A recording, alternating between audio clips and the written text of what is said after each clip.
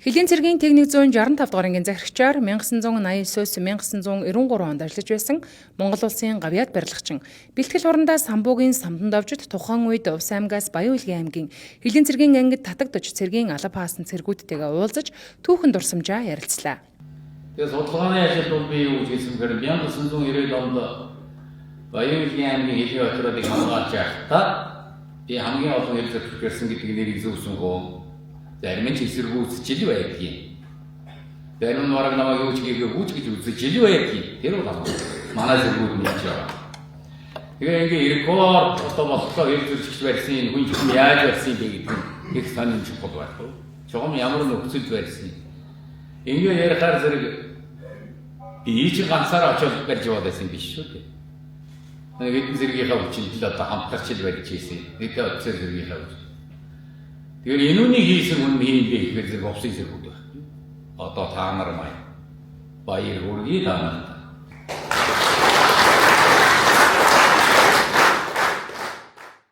Тэгэхээр бас нэг тал нь. За нөгөө тал нь юу гэхээр зэрэг энэ анги маань сүүлд нь байгуулдаг гэсэн. За үүнийг байгуулахын тулд би өөрөө хэмжээгээр явсан одоо 50 жилээ хийх гэж байна. Тэгээд тэр энэ ангийг байгуул барилга байшингийн бий болгож шавын тавьж одоо тэгээд ухаанд энэ Увсын хэлийн хамгаалтыг чанаржуул сайжруулахын тулд би бол тэрийн дараагийн дараа хэлж ажил хийсэн хүн шүү дээ. Та нар зарим нь гадарч байгаа. Яг жинхэнэ тэр болгоход барилга байшингийг барихад нэг 3 компанийн орон нутгаас үтгэсэн юм аа.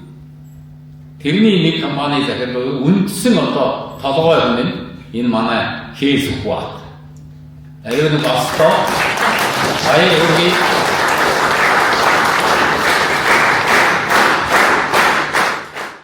Тус уулзалтыг хэл хамгаалах ерхий газрын хэл судлалын хүрээлэнгээс зохион байгуулсан бөгөөд уулзалтад Увс аймгийн орон нутгийн удирдлага Хэлийн цэргийн ТИК 245 дугаар ангийн хэлчид Хэлийн цэргийн техник 165 дугаар ангид 1988-аас 1995 онд Увс аймгаас татагдан алба хаасан хэлчид оролцлоо. Алба хаажсэн цаг үеэ эргэж хараад одоогийн Хэлийн цэргийн анги отруудын амьдарч байгаа орчин нөхцөл хэл хамгаалж байгаа нөхцөл байдалтай танилцаад байж байхад үнэхээр л хөгжил дэвшил гэж сайхан юм. Бид хэл дээр үр гүйцэтгэж яваад хэлийн мананд явж байгаад хэл зөрчигчийг илрүүлж хаад өөрийн биеэр буцаа застав руугаа гүйж очиж мэдээлэл өгөөд ингэж хэл зөрчигчийг барьж ясан бол одоо Хэлийн цэрэг төвд байгаа Шатавынхан байрнаас хэл дээр застав дээр харуулд гарч байгаа мананд явж байгаа цэргүүдэн хянаад ажиглаад хамтраад ингээд хэлээ манддаг болжээ. Энэ бол үнэхээр дэвшил гэхээс өөр яах вэ? Энэ 1990-аас 92 онд Хэлийн цэргийн 065 дугаар ангид 2 жилийн алба хаасан.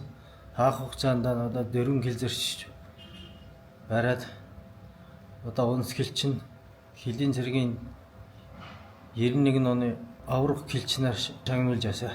Зах зээлийн шилжилтийн үе буюу 1988-аас 1995 онуудад Хэлийн цэргийн техник 165 дугаар ангид алба хаасан цэргүүд улсын хэл хамгаалалтанд чухал үүрэг гүйцэтгсэн бөгөөд тухайн үеийн Хэлийн цагийн байдлын өрнөлтөд уялдуулан тусгай ажиллагааг зохион байгуулснаар хэл хамгаалтын нэгтгэрлийг нэмэгдүүлж байсан түүхтэй байлаа.